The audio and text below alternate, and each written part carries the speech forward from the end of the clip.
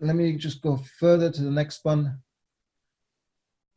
As a development practitioner, how would we communicate effectively this kind of vision, which is very different from the world currently, with the stakeholders, and build a shared vision?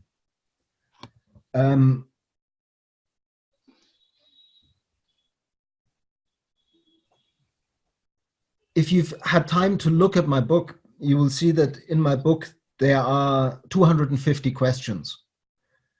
And I think that there's something very powerful when you shift any kind of principle, any kind of core message that you want to engage somebody with. If you frame it as the 10 commandments, or you frame it as the 10 principles of regenerative design, or the 8 principles of regenerative economics, then what you're ultimately asking people to do is to jump onto your bandwagon, to follow you, to say, oh, we've got these 10 principles, and if we all follow these principles, then we will create a better world. But the minute you turn those 10 principles into questions, even if they're loaded questions, that in the way that they're phrased, they guide people to a certain way of thinking about the problem and a certain way of acting, by putting it into a question, you take out the energy behind this, come and follow me and just sign up. And you say, your opinion matters, your perspective matters. I want to engage with you. What do you think about this? And you enter into a dialogue. And I think it's that dialogue that actually does a lot of the transformation.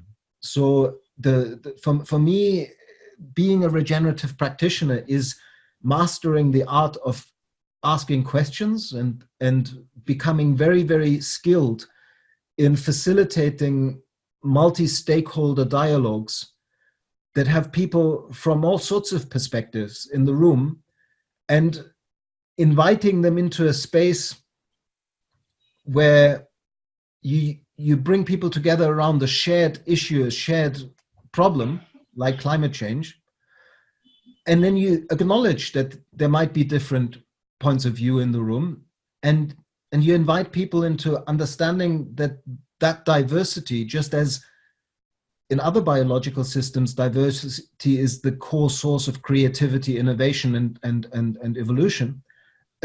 So is the diversity. If we take ourselves serious as part of life, then our diversity and our diversity of perspectives is also an important source of creativity.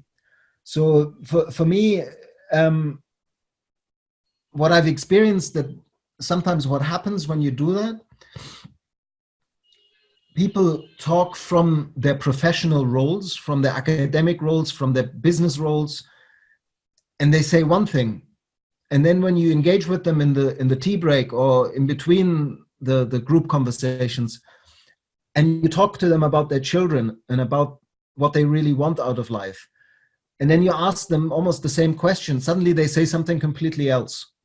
So there's a kind of schizophrenia that happens between people's personal, truly held, emotional, like embodied beliefs and needs, and the roles from which they recommunicate what they've learned in their professional roles. And so very often I find that it's important to somehow take people into that deeper space of connecting with their connection to their family, with the connection to the places they really care about. And that can shift the conversation.